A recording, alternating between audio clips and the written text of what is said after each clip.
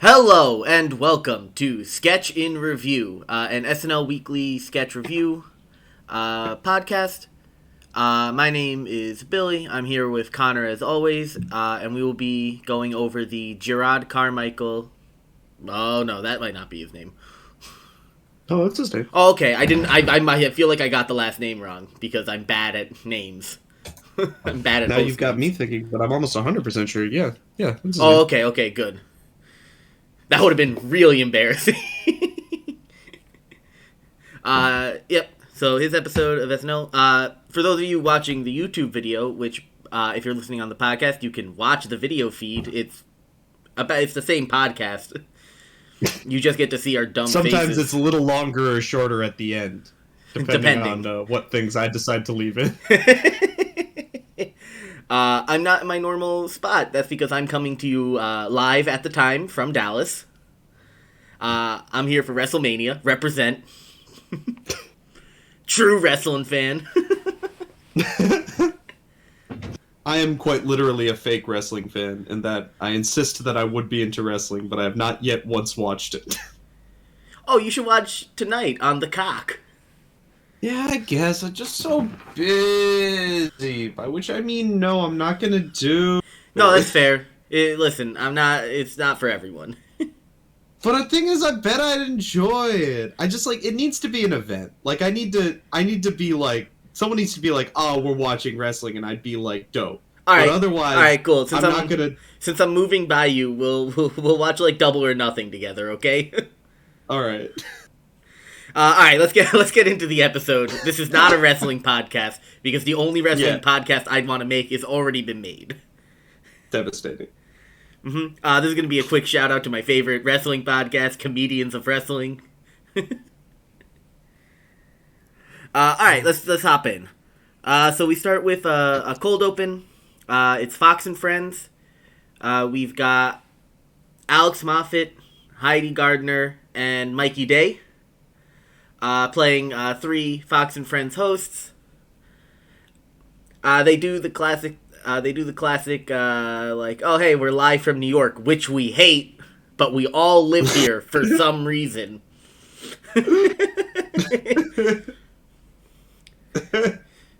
And so first thing that comes up is they bring on Supreme Court Justice Clarence Thomas and his wife to discuss the fact that Clarence Thomas's wife has multiple text messages and calls with Mark Meadows on the January 6th incident. Jeez, I didn't know that. No, that was all facts. Gotcha. I was kind of phasing in and out because, maybe I'm in a bad mood today because I had to wake up at the wee hour of 10 a.m. Oh yeah, we had to record an hour earlier than we normally do because I have to get to WrestleMania tonight also. Fuck yes. But anyway, I thought that this particular bit was hot wet dog shit. I thought it was the worst part of the night. You see, it was just, the thing is that if you don't know a lot about the Supreme Court justices, then this entire portion isn't going to be funny to you. But as somebody, I got the vibe that no, Clarence, you don't. I know you Clarence don't fucking. Thomas You don't understand though. Is that Justice Clarence Thomas did not ask a single question for 14 years until Justice Antonin Scalia died. Yeah, no, I got that. I got the vibe from that. I got the joke. It was still a very low energy bit in which Keaton was like, I don't know. Hey, Keaton, what about this? Whatever. But that's his entire thing, always. That is exactly what Justice Clarence Thomas does.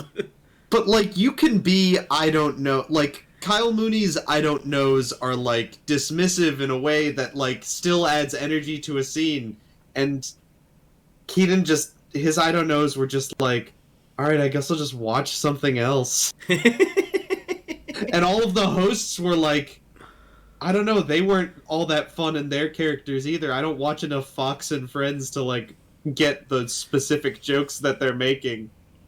Yeah. At least with the what's-her-name host, they make, like, she talks about how she, like, drinks from orphan skulls and shit, and it's just like, okay, anyone can laugh at this joke.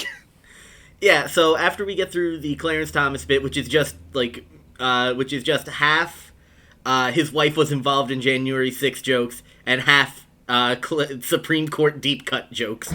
We move to, Cecily Strong doing, Judge Janine Pirro. And just like a quick little, like, here's what's going to happen on the talk or whatever the fuck she hosts now. Yeah. And we get some fun jokes. Kyle Rittenhouse is gonna review his cookbook. Jesus. And then at the end we get one of the stronger Trump segments. Yeah, I was going to say I have. This was like a good Trump appearance this time. It didn't. He came in at the right energy level. Maybe there's a mole watching. Maybe one of them, one of our listeners, one of the 6 people, is just someone like, I wouldn't be surprised if NBC was like, hey, yeah, we can just hire people to just listen to all the podcasts. I would. Listen, if you're even paying someone to listen to this is my. I know, right? Listen. If you're being this paid, is hazard pay shit. If you're being paid to listen to SNL podcasts, email us at billyhatemail@gmail.com. That is a real email put it address. On the show, don't worry. We won't name you, but we might say that there is someone who emailed us. I would just love to know. But anyway, yeah. So James Austin Johnson comes in as Trump, and it goes well. He hits some good things. He nails it, like, where Trump will say, like, no, I didn't do X, I just did X.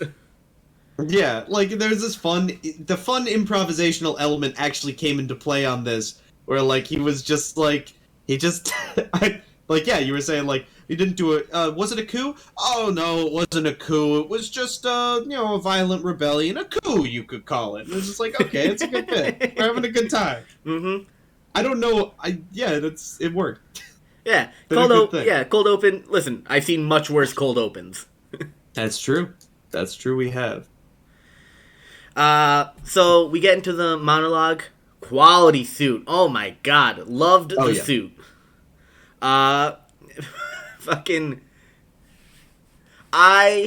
It's so, we say this all the time, but, like, when stand-up comedians host, the monologue is leaps and bounds better than any other monologue that could be out there.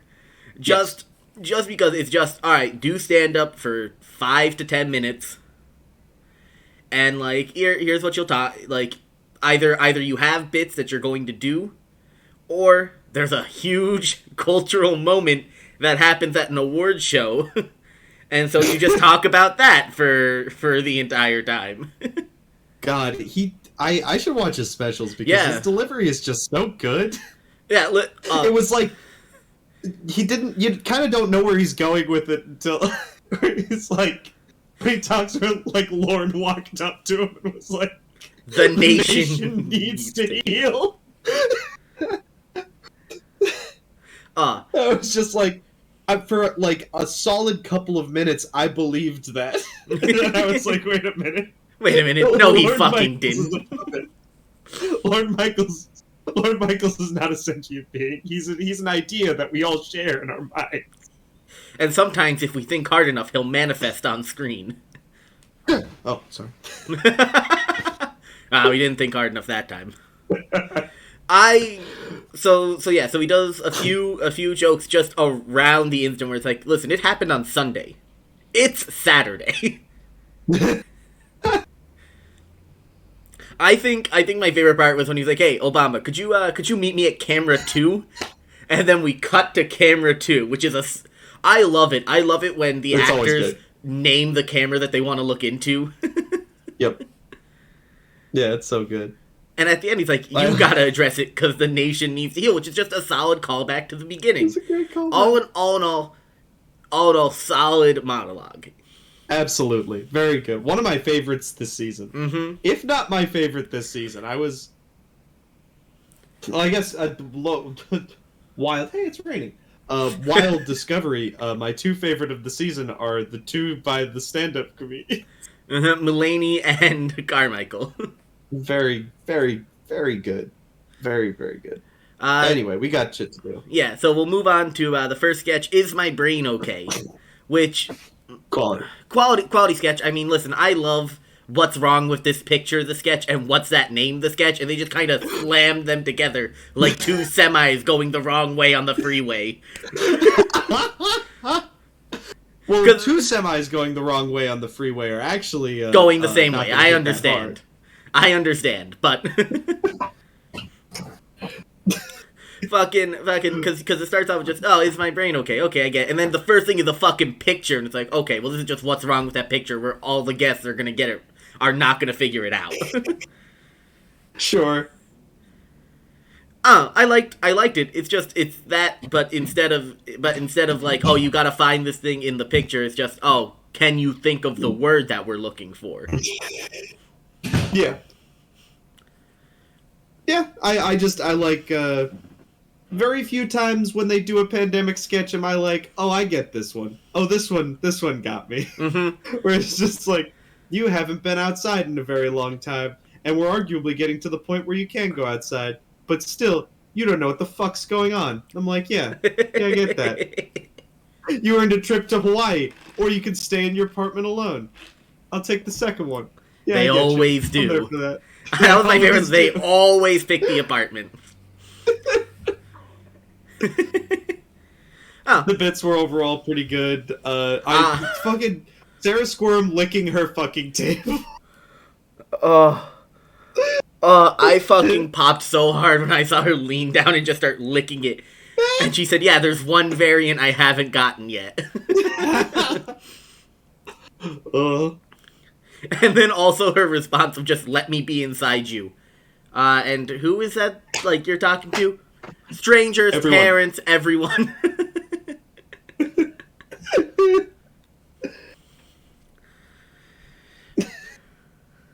Set your clock forward so you have to be alive less. This is just very, very, very good quality stuff. Mm-hmm. Ugh. So after that, we get a solid pre-record. I just called it Short Ass Movie. Which, this is a gripe that I have, like, with modern day cinema, is not everything needs to be 2.5 hours. It's not an unfair thing. Fucking as somebody, I like long movies, but I also don't watch long movies. So I don't think it's fair for me to say that it's okay that they are that long, because I don't watch them unless, like, I decide, oh, I'm gonna watch it. But then I'm like, man, I'm really glad this movie was that long. I'm part of the problem, I guess. Let me be clear. I watched The Irishman straight through, all 3.5 hours. How many once. times? Once. I watched it once. fucking child. You fucking. Hey, let me tell me when you break five. Let me be clear here. I've seen The Godfather and The Godfather Part 2, which are both all pretty, like, similar in length, hundreds of times. Fair. Like, fair. I'm a fan of a long movie, but also, The Batman didn't need to be 2 hours and 45 minutes. I still need to see that. I straight up, like, Teresa asked me if I wanted to go, and I said, I don't think I can sit there and watch a character that I barely care about for 2 hours and 45 minutes, even though the Riddler is in it. Yeah, that's right. My favorite Batman villain's the Riddler. And if you fucking hate that, email us at billyhatemail@gmail.com. We're gonna keep plugging. One sec to type up an email. What? What's your problem with the Riddler? It's fine. It's fine. It's just like a weird pick. I don't know. Isn't it? Yeah, it's fucking. He also makes a great point that Jurassic Park is 2 hours and 7 minutes, and Sex and the City 2 is 2 hours and 27 minutes. I just think that is a claims that Jurassic Park was I mean, this isn't Michael Crichton's Jurassic Park where there was like an opening where they like where they talk about like how diseases from the Jurassic period would be untreatable in this time. No, it was it was just like weird pop science and nonsense. So like, it's not like it was actually that complicated. It was just we're running from dinosaurs, the movie. But also, on the other hand, Sex and the City 2 is not only a sequel movie where we already know the characters.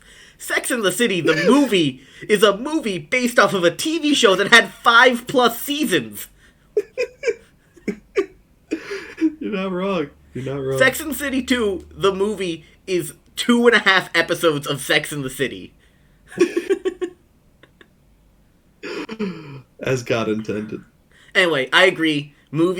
If your movie isn't fucking like some grand staging drama, it should be at most 120 minutes. 150 minutes. You heard it here first. Nope, I was gonna say 115, and I gave him an extra 5. Oh. Also, LOL at them calling out the King of Staten Island for also being too long. Yeah, that was a good bit. That was a very good bit. I still haven't seen that. We should probably watch it at some point, but yeah, I guess we should. That's off-season content. Oh shit! Let's see if we can get. Hold on. We could maybe actually. Oh boy, Connor has.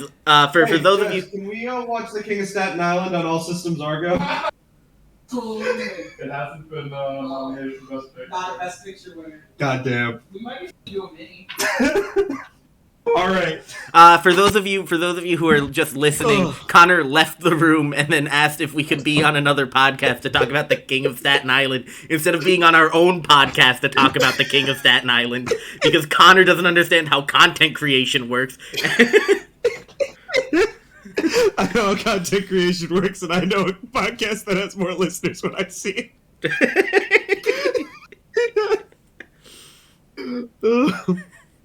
Oh. I need to cut a lot of that out, but I'm not cutting any of that out. If they're gonna watch you fucking get up, lean out the door, and yell. They're also gonna hear me yell at you for doing it. Good. Like I've said many times, the only editing I do for the video is I cut it so that it starts when we start, and then it just goes. God, I wish I even did that. We're so professional. We'll get a Patreon eventually, and then maybe we'll put effort in. No, at that point they'll expect it. Yeah.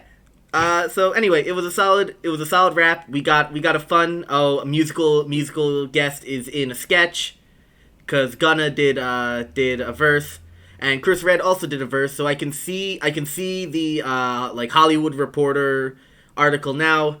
Pete Davidson and Gunna do a song about the runtime of movies, and then Chris Redd will quote tweet it and say, "And Chris Redd was there too," as is tradition. They did a Nobody Remembers Chris Redd joke in this show. Yeah, because nobody remembers Chris Redd, and it's a fucking shame. It's not okay. Treat my boy well. He's a good boy. Alright, so the next sketch. Shop TV. Solid sketch. so this sketch, Cecily Strong, and Mikey Day? Oof, already off to a rough start. Cecily Strong, and I think Mikey Day. Along with, they're doing, the Squeal Deal hour for Shop TV. Yeah, no, this is a good one. And the first thing they do is they have a bit where you get like a weird fucking like, if you've ever seen any of the shopping channels, they always have that weird cut to someone else on a different part of the set where they're quickly like, hey, later you'll get to see this item that I've made, and this item happened to be lunchboxes with Jesus doing like modern day things. And so the one we saw was Jesus fucking doing Oculus Rift. Which is very, like, funny. I think that's very funny. I would love to know what game he was playing. I like to think he was playing Drunk Bar Brawl Simulator. I like to think that he had one of those, like, debug, like, show you how to use the tool thing going, and he was just having a great time looking at his hands. The reason I say that listen. We're gonna some Christian lore for you. Jesus would probably love the drunken bar brawl simulator because he threw all the merchants out of the temple. It's just reminding him of the good old days. I love this read of like fucking grappler Jesus. Just fucking suplexing tax collectors. Oh, fuck. My next movie script is going to be Jesus versus the IRS. IRS, that was a joke. Please don't audit me.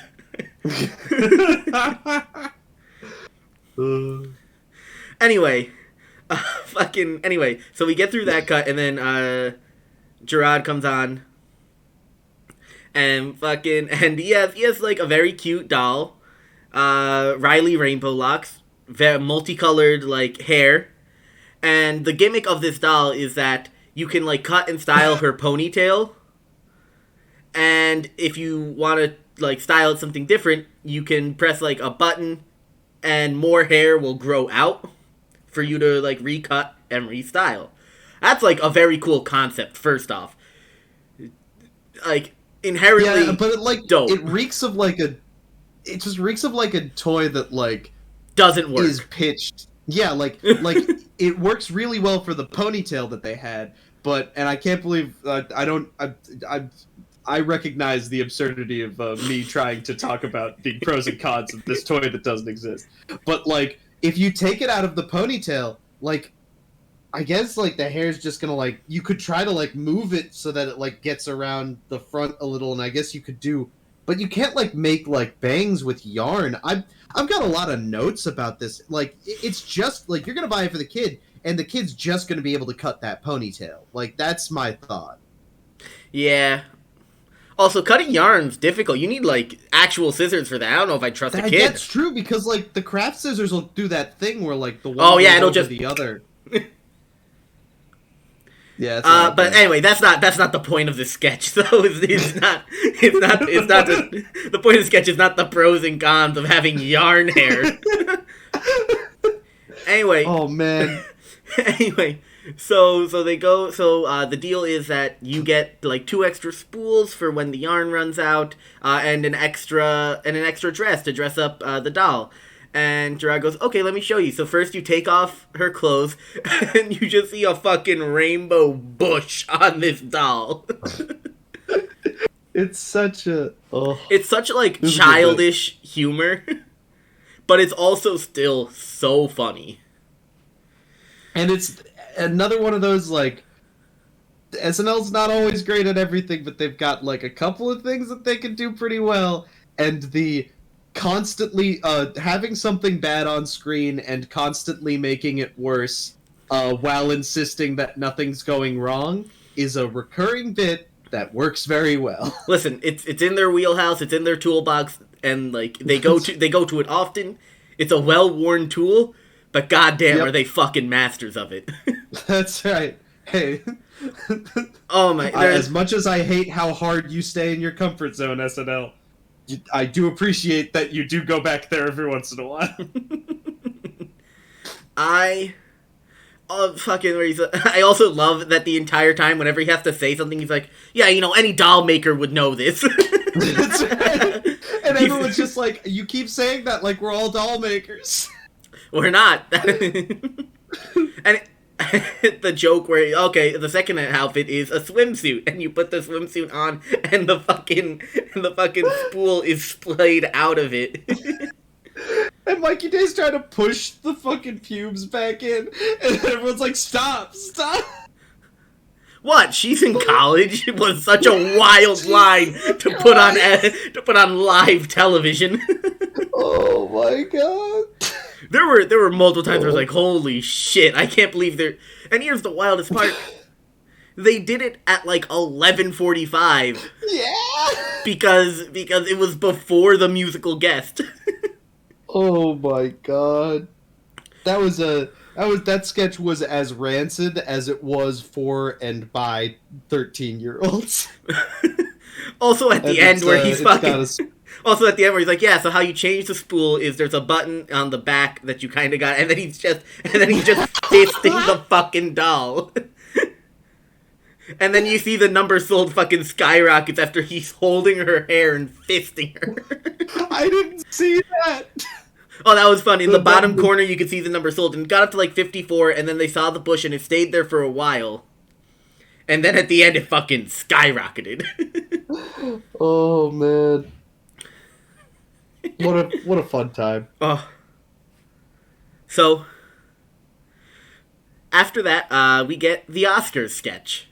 We all knew SNL was gonna do one. Matta boy. You got it out of your system? Yep. Alright. So I think that SNL, this was the best way that they could have done this Oscars sketch. Nope. Alright, what's your so how they did it was Jerrod Carmichael plays a feet filler at the Oscars. For those of you who don't know and haven't seen the Seinfeld episode, award shows hire a bunch of people to be seat fillers because they don't like to see empty seats on TV. And so if someone gets up and goes to the bathroom, it's the seat filler's job to just go, sit down, be there, and then when the other person comes back, go, stand in the fucking corner and don't be seen. And wait. You know, this is, you know, it's like classic, like, okay, let's regular non-psychopath things. Yeah. Fucking... Anyway, so Jerrod Carmichael's a seat filler. He shows up to sit, and he's sitting next to Will Smith. He's like, holy shit, Will Smith, you're the fucking man. This, that, like, that. And then, they played Chris Rock's line. They played Chris Rock's fucking G.I. Jane joke.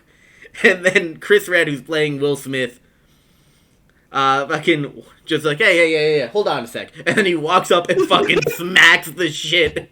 And then comes back. I don't know, I thought it, and then obviously Jerrod Carmichael's like, fucking like, alright, this man's a psycho, I'm not trying to deal with this man, and fucking like, just kind of like continually tries to stop talking to him. No, but that's a good game. I'm here for it up until that. But like another sketch, it's upside down. The best joke, the biggest part, the biggest joke, the best part is at the very beginning, and then everything else gets less and less interesting. If you want to build from there, have, like, and I don't know, like, if you want to, especially, like, it might be particularly mean to Will Smith, but Will Smith fucking hit a man, so fuck him. Whatever. Oh, boo-hoo, he can't take a fucking joke? Boo-hoo, he can't take a fucking slap? Whatever. The fucking...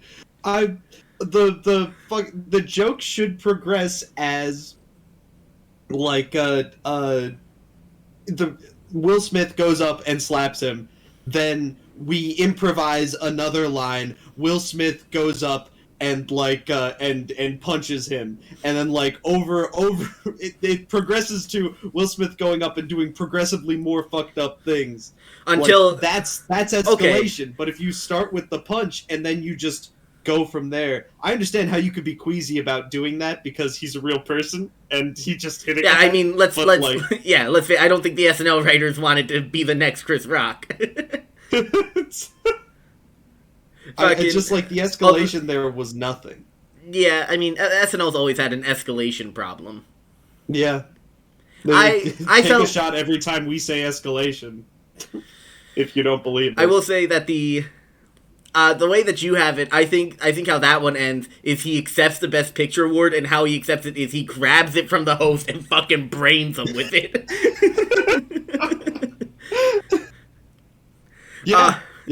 I mean, that's how it ends in that world. But anyway, the way that they did the sketch, I think it was fine. I think this is the best way that they could do it without actively disparaging a man. It's true. It's just like. It's a hard sketch to do because it's a scenario that is simultaneously nothing and very charged. Yeah, it's because of the like you said on Monday we were just talking about it. On Tuesday there were all of these proxy arguments, and on Wednesday I was just tired. Yeah, and listen, I'm gonna say my piece as a white dude, so obviously my opinion does not matter. Yep. I'm gonna put that I out. want to say my opinion that doesn't matter afterwards. Yeah. Disclaimer: neither of our opinions matter. You can ignore the fuck out of us, and we don't care. That's right. In fact, skip ahead to time code that we're not going to count. Yeah. And we'll be different on both. Yes. Yeah. Just skip, and once you hear once you hear us start talking about Gunna, that's when you know that we've gotten through this part of the part of it. But like fucking, how thin-skinned do you have to be to not be able to take a fucking joke at an award show that is known for having the hosts roast the famous people that are there? Ricky Gervais went up there and called all of them vapid, shallow, fucking lifeless husks who will do anything for the spotlight. No one said shit because he was right. But if if Chris Ricky Rock Gervais said anything bad about me, I'd need to that glass house that Ricky Gervais is standing in. I need to. I mean, yes. But the thing is, though, SNL hosts are also famous for being unfunny and saying annoying shit that, like, is not, like, you picked a very specific time where the host said something correct about them, but most of the time they just, like, make an off-color joke and everyone sits there awkwardly. This time someone made an off-color, unfunny joke. That wasn't all that, like, I'm not saying it was the worst thing ever, but I am saying that, Oh, because let me be clear here. If Will Smith didn't go up and smack Chris Rock, not one fucking person who's saying that this was such a bad joke because Jada has alopecia would be saying shit. No one would know that joke fucking happened. The only reason I'm here to see an Oscars host get hit. I guess that's it. I don't know. I'm like Colin Joesting every Oscar host. I don't know. I only want to see them fail. I don't know. I fall directly in the you shouldn't hit a comedian for telling a fucking joke.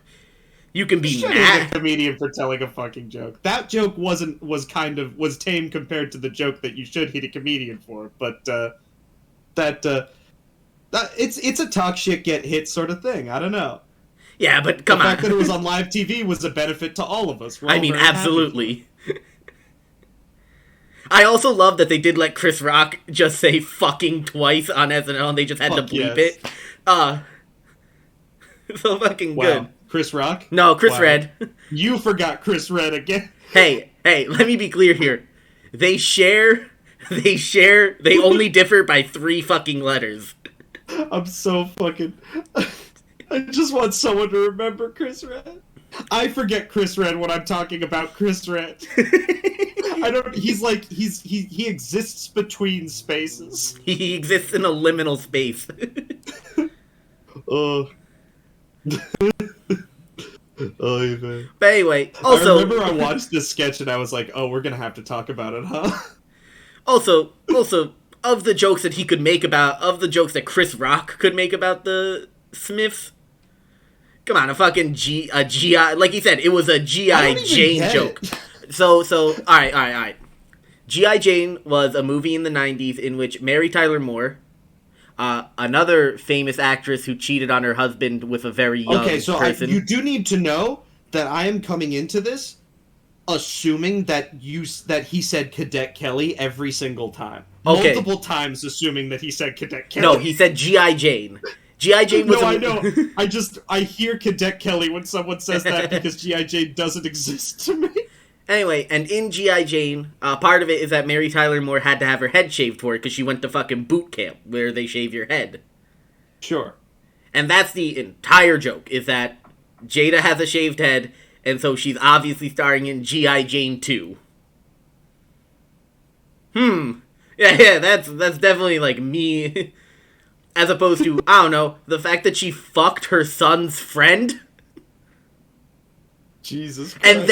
And then actively had Will Smith on her show to berate him and tell him that it's his fault that she did it. Oh. Fuck. Alright, we can move on. Oh. So the first Gunna song, it was decent. It had a dank beat. The bassist was really feeling the groove. The drummer was hitting some solid fucking beats. It was a solid song. What'd you think? It's good. I liked it. Yeah, a lot of yeah. Listen, it's fun. It's fun when the musical guest is bad, just because we have something to talk about. When the musical guest is good, we're an SNL review show. We're not a music review show for a reason. We are woefully ill-prepared to talk about. Listen, unless you want to sit here and talk about the Grateful Dead, we're not going to talk about. I have no standing in music. Oh man, I want few things less than to sit here and talk about the Grateful Dead. Exactly. I know. No one wants to fucking hear about them. It's why I don't talk about it. Oh. Anyway, weekend update. Fucking. Oh my god, they also went fucking hard. So the first 3 or 4 jokes were just about Will Smith. Oh man. I love it when something big happens and it's just the whole half of it. Mm-hmm. Listen, they were all solid jokes. The one about how Putin's advisors are lying to him about how the Ukraine fucking conflict is going. And just like Will Smith published this, is telling him how he nailed the Oscars. Oh my god. Yeah, so, solid jokes, fucking... so our first featured guest, is, Representative Blackburn. Yes. I don't know who that is. Random fucking, politician from Tennessee. She's not as reviled as Marjorie Taylor Greene or Lauren Boebert, but that's just because she doesn't say shit as often. She's one of those silent Republicans, in quotation marks, obviously, because no politician is fucking silent. That's true. But anyway, so they talked about the dumb fucking questions that the Republicans put out to Ketanji Brown Jackson, is her name? The Supreme Court nominee that Biden gave. Anyway, and their fucking questions were dumb as fuck. Where it's is murder bad and are babies racist? Are actual questions that they asked, along with Blackburn's question of what is a woman. That's such a good. And then it was really. And then they got. It's Mm-hmm. Yeah, basically fucking. Yeah, it was solid because Blackburn asked what is a woman, and obviously Ketanji did not answer it. And so I think it's fun when Colin's like, all right, so you define it then. What was the answer you were looking for? That's right. And she's like, and she comes up, she just keeps trying to, it's for some reason, these featured segments are really good at being funny and saying something, which is something strange because the entirety of SNL is... It's about not being funny and not... But yeah, it was a funny bit. Yeah, it was solid. It played on the fact of all right, well, listen, if you're going to define it, there are a bunch of different things. Where it's okay, where she goes, okay, it's based off of your privates, but only your downstairs privates, and only the original ones that you have. All right, no, all right, it's your period, except if you're old or young or. I was waiting for her to say, uterus, unless you fucking don't have one because you got it removed. There are so many, little bits to, no matter how you define it, there's going to have to be some fucking, exception to it. Yeah. We get more solid, after that we get some more solid one-liners, mostly about Representative Madison Crawford? Something like that. Some random young who snitched on the older fucking guys for having an orgy and cocaine. Which he did later. he did later recant it. Said, that I didn't mean what I said. And it's like, yeah, dude, because you shouldn't be fucking snitching on your friends. Or like, let's face it, fucking, like, I get it that, like, not all Republicans like each other. Lindsey Graham said, I like Ted Cruz a lot more than everyone else, and I fucking hate Ted Cruz. Another fucking senator said, if you killed Ted Cruz on the Senate floor, and the Senate was the one to try you, you would not be found guilty. Jesus Christ. These are from other Republican senators, too. That's how bad, like obviously they're not friends, but also, on the other hand, are you really gonna fucking tell on the 80-year-olds who are boning and doing coke? They don't got that much longer left. Oh. Yeah. And then we finish it off with, the feature segment of OJ talking about the Will Smith incident. And I love Keenan's OJ. Yeah, it's so good. I also loved that, like, for this one, we got a bit of that, like, oh, OJ's also still kind of a psycho. You're not gonna take away my trophies. which I forget what. Yeah. For viewers who don't know, that's why OJ went to jail at one point. He didn't go to jail for murder, but he did go to jail about 8 years later for trying to steal back his Heisman from someone, because he had to sell it to pay for the legal fees because he committed a murder. Oh my god. And now he's just loose. He's out. After he's just out in general, hanging out. The juice is loose. He put out that famous book, If in parentheses I Did It. To be fair, it originally was called, it was just If I Did It in, like, just regular font, and then Nicole Brown's family got the rights to, like, redesign the cover, basically, and so they put... What? Oh, yeah, no, it was this was part of the civil case against him. Oh, the entire OJ fucking, like, story is wild. So he doesn't get found guilty in court for, like, the criminal charges. Yeah, no. The family of Nicole Brown sues him in civil court, where he is found liable for the death of her, where he's basically like, oh, he probably did it, but, we already found him not guilty, double jeopardy. This is the only way you can get stuff. And part of it was that he wrote a book called If I Did It, and they got the rights to that book, but they couldn't change the title. But because they had the rights, they could change the cover of it, and so how they changed it was they put the if very tiny on the cover, and then just, I did it, O.J. Simpson. What a fucking good bit. What a fucking good bit. If I Did It, Confessions of the Killer. Oh. Wild shit. Mm-hmm. And like I said... The if is inside the I. Mm-hmm. Exactly. Like I said, they fucking, like, they did everything they could to make sure it just read, I did it, O.J. Simpson. I Did It, Confessions of Killer. Mm-hmm. Well, they added... The Killer. They added Confessions of the Killer, obviously, also. Oh my god.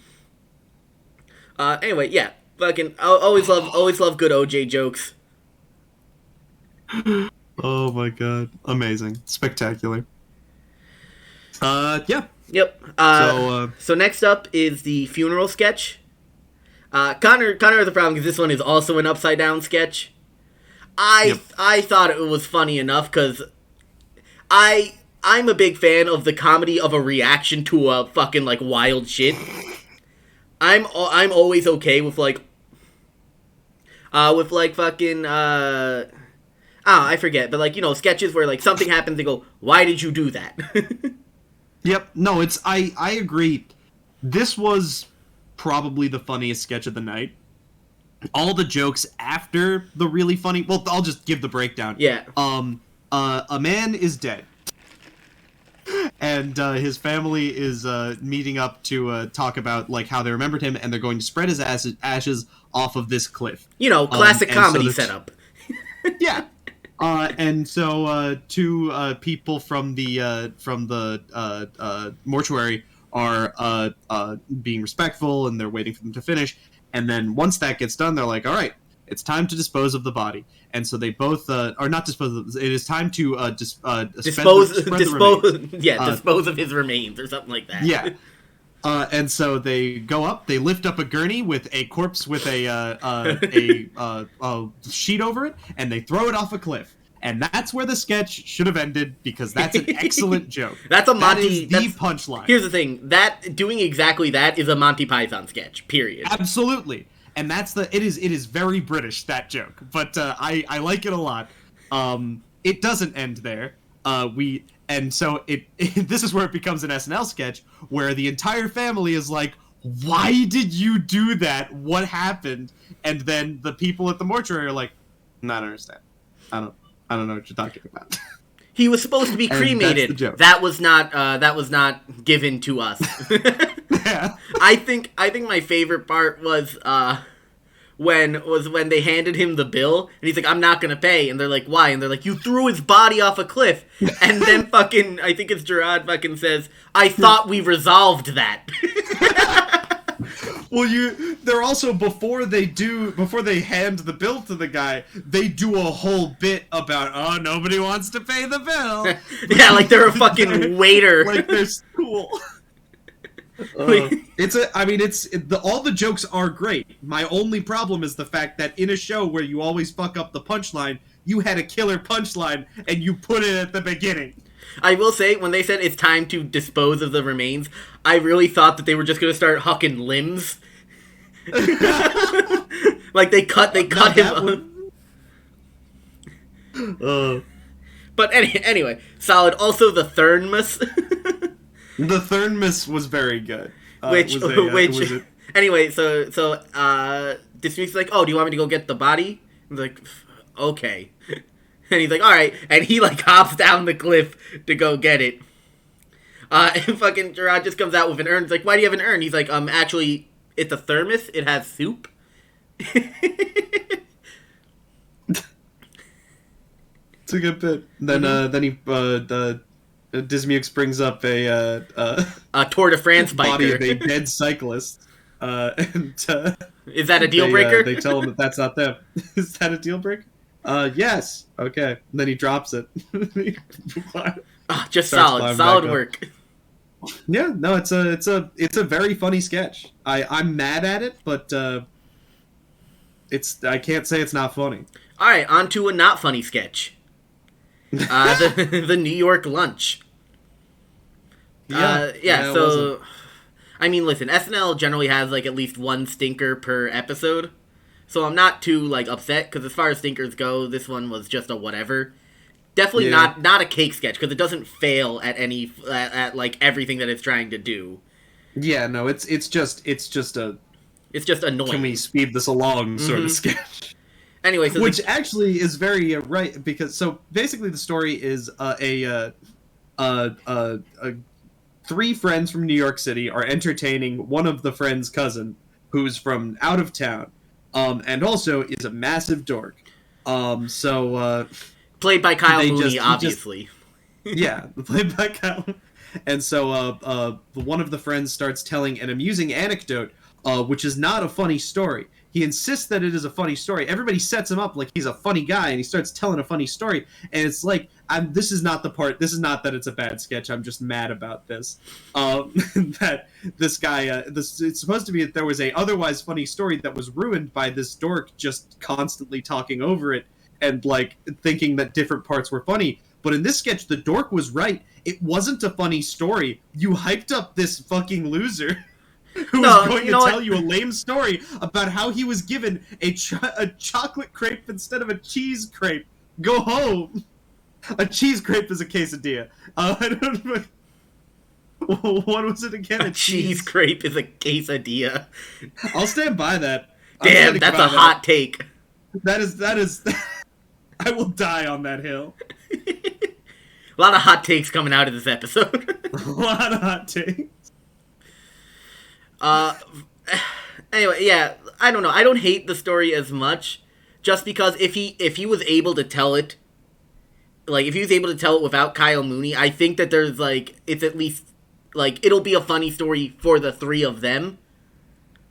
just because it involves a prankster that they know and this prank that he got on. Yeah, pranked by a prankster isn't really a great story. Yeah. Unless the story started with, this guy got me last week. It's not a good rug pull for your story with your friends that I got pranked. Guess who it was? Guy that pranks us. Yeah. But also, now if it was the French doped up waiter, that would be funny. I'm sorry, I didn't mean to just assume that the waiter was French. But anyway, listen, I understand that there are people who really enjoy this Kyle Mooney character specifically, of like not understanding when the joke is, but I fucking hate it. Oh, it sucks the air out of the scene. It's just like, oh, here it goes. It's just like, It is, and I think you should leave sketch without the like laser focus, not laser, just like really, really good at making this kind of sketch edness of I think you should leave. Like, I think you should leave does these zoom ins on people, plays music, someone's always crying. Like, there's it plays up the drama in this sort of situation to make it funny. Mm-hmm. Awkwardly watching someone that isn't funny not being funny is not the answer. Yeah, once again, this is a sketch this and the sketch right before it really both like encapsulate that the two biggest problems with SNL is that it's live and that you have to write it in a week.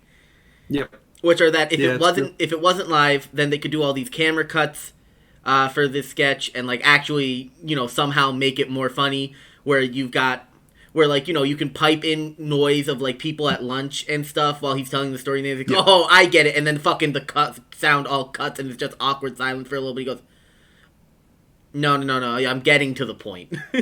Yeah. But here they can't play up the absurdity of him, so it's just sad. Yeah. And that's not what you want. Yeah, it's just the only fun part was at the end when Kyle Mooney goes to leave, he just fucking knocks everything off of the table and then fucking accidentally goes to the kitchen and then leaves. And again, it might be improvised because when you look at like the shot, it's this weird like kind of grainy thing, like whatever thing they were supposed to do on the camera end or something wasn't properly done, and like if you look at everybody else in the scene, they look actually really surprised. which listen, more power to Kyle Mooney. That was a great way to end it because at least that was something. That was so good. And I like Kyle Mooney. I don't want this to sound like Kyle Mooney is not one of the people that from this show that I think are bad and should stop.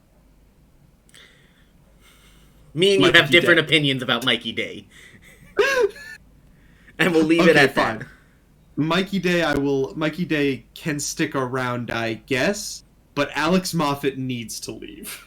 I think Alex Moffat actually had like a solid episode. He was fun in the cold open. He was fun in the Shop TV sketch, and then we didn't see him for the rest of the night. Pretty good. Pretty good. I guess you're right. I guess that is good for Alex Moffat. Well, it's kind of hard because they don't do Eric Trump anymore, which was like his big thing, and Guy Who Just Bought a Boat can't be very often. It's true. It's sad. Like, I mean, I want him to graduate and then show up for like a bi-yearly Guy Who Just Bought a Boat whenever it's especially relevant. Mm-hmm. And or Eric Trump if he becomes relevant. Like, yeah, he had like 2 or 3 really good characters, and the ones that could show up regularly can't show up regularly anymore, so maybe you should just cut your losses and do not very funny listen, I will never comedies. I will never advocate for someone to lose their job. I guess you're right, just because he's not at millionaire level SNL. He's not Colin Jost. The levels between Colin Jost and Michael Che.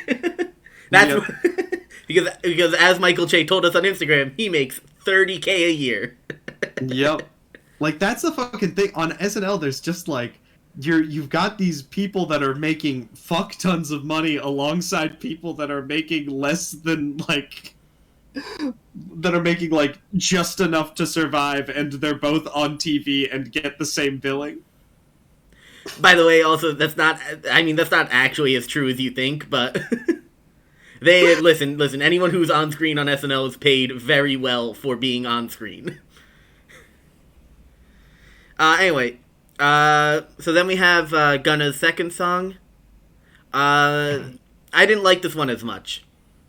They said push a P a bunch, and like I don't know. I think there's like a gimmick to the song that like if you looked into it is fun. Yeah, that's true. But like once again, not being like a fan of his beforehand, I don't have this background to like understand. Oh, this is a fun song because X, Y, and Z. It's also just like low energy. Yeah, and, all he did was he had a featured artist, and they just each stood in their COVID safe box designated by the laser show, and they just kind of stood there. I thought it was fun. Thought it was fun because you can see that he has the monitor in his ear for him to hear his own levels, and he's like, "Put me up, put me up, put me up." Yeah, like he's a good performer, and I want to like listen to more of his stuff.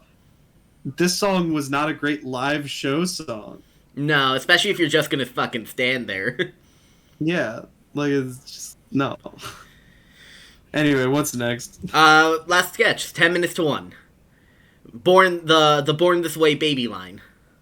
Oh yeah, that's fine. It was a fun sketch just in the sense that like consistently what a bunch of straight people will do is talk about how these babies are going to be lady killers or heartbreakers, and it's always from like a straight lens where it's like, you know, like the boy fucking like onesie that says like eligible bachelor and shit. And then this is just like, you know, oh, let's just take those, but instead we'll just use gay terms like little twink. Or I think it was future twink. Which is just so funny. Jesus Christ. Yeah. And like, listen, they were solid. I will say, I think my favorite part was watching Bowen just react to everything that was said. Yeah. Especially the line when fucking I think it's Mikey Day again, but I could be wrong. He leans into Chris Red, who I do know. He leans into Chris Red, like, how do you know that, you know, obviously they're not exclusive, you know how gays are. And it's like, oh, shit. Oh, yeah. We really just bought these shirts just to, just for our two friends. Mm-hmm. Anyway, it was a solid sketch. Yeah, it was fun. It was fun. It was good for 10 minutes to 1. Mid-level, 30 seconds, yeah. It was good for 10 minutes to 1. 30 seconds to Mars sketch. Yeah, 30 seconds to Mars sketch. Alright, now we'll move on to our awards for the week. First up, we have Offensive Player of the Week. This is somebody who plays a crazy character, generally is the main character in sketches, will put in a lot of work. They're generally like the something funny in the sketch. This week, I'm gonna go with Cecily Strong. I really liked her as Judge Jeanine Pirro in the cold open. You know, she gets like a minute monologue to do her thing there, and then also on Shop TV, she's just quality the entire time.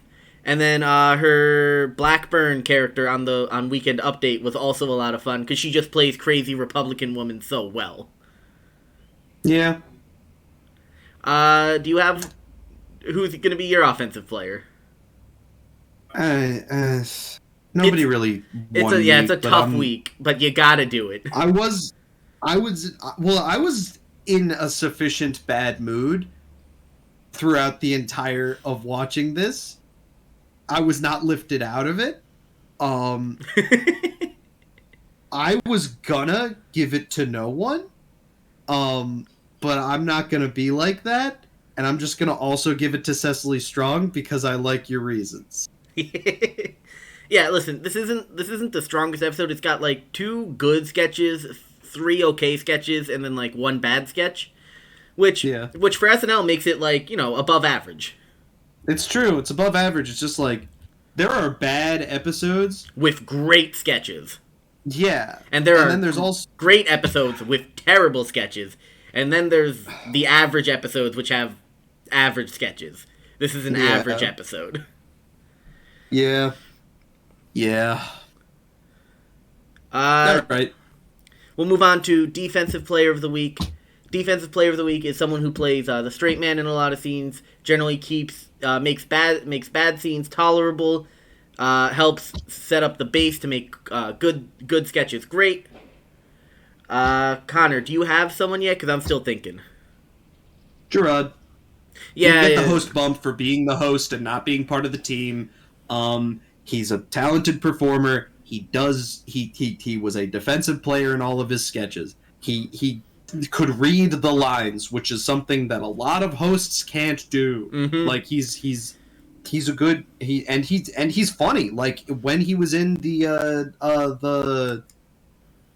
throwing a body off a cliff sketch, he matched Dismukes' level of like two dudes nonchalance. Like, Yeah, it's like a just like I thought we resolved this. All right, Like, well, let's move into a Dismukes fucking like corner for a second. Dismukes just has such like an energy about him that that it's just like every time that he says like he does it in such a way because he only says one or two lines, and it's always in such a way where you're like, I understand everything about this character from that line, even though it's just like one line.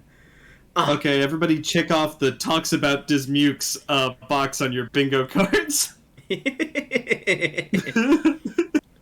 Listen, he's showing up. He might be Rookie of the Year. Oh, absolutely. I don't know. We gotta see how the rest of it pans out, because the only people who are eligible for Rookie of the Year, we will be doing a superlatives episode. Excellent.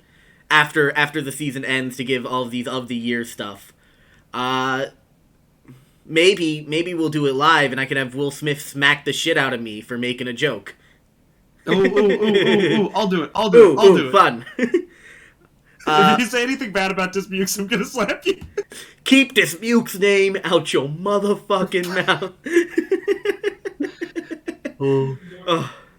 Anyway. What was that line Michael J made? Where it was like... keep your small penis. Keep my small penis out of your mouth. That was so good. Yeah, I also agree. And he improvised that one. They cut away. I also agree with Carmichael for defensive player. Once, like you said, he gets the host bump, and also he showed up. He was in all the scenes. Yeah, so solid defensive player. Generally, it's not super. If this is your first episode coming, it's not super uncommon for the host to get either offensive or defensive, depending on how weird they get to be with sketches. And Jerrod just, he didn't get to be as weird, so he gets to be defensive player for the week. Yep. All right, sketch of the night. This is just our favorite sketch of the night, not necessarily the best, just the one that made us giggle the most. Yeah. Filled us with the most joy. My sketch of the week, it's not even like really close, just because once again we're talking about very average sketches for the most part, and then like a bad sketch.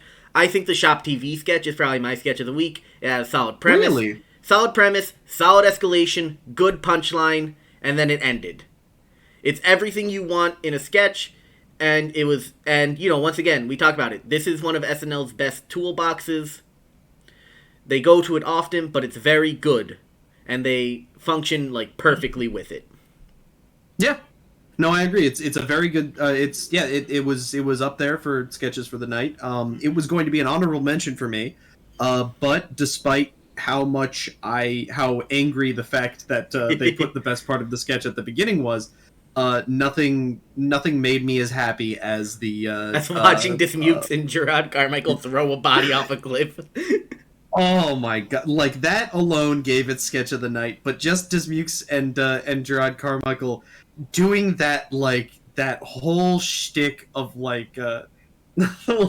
I don't understand the problem. You're making this weird sort of vibe. It's very they can sell that really well. They've got great chemistry together. Honestly, the two of them should just run away and do a sketch show. I'd watch the shit out of that. That'd be sketch of the night for me. Mm-hmm. So next week we've got another. I forget who's hosting. Jake Gyllenhaal. Oh yeah, Jake Gyllenhaal. So that'll be fun. We actually will probably get to do it in the same room for once, just because we're gonna be in the same town next weekend. That's right! Hooray! So congratulations. You won't have to see these two screens in Discord, and the lip syncing might be a little bit better, Yeah. and not just on hotel Wi-Fi.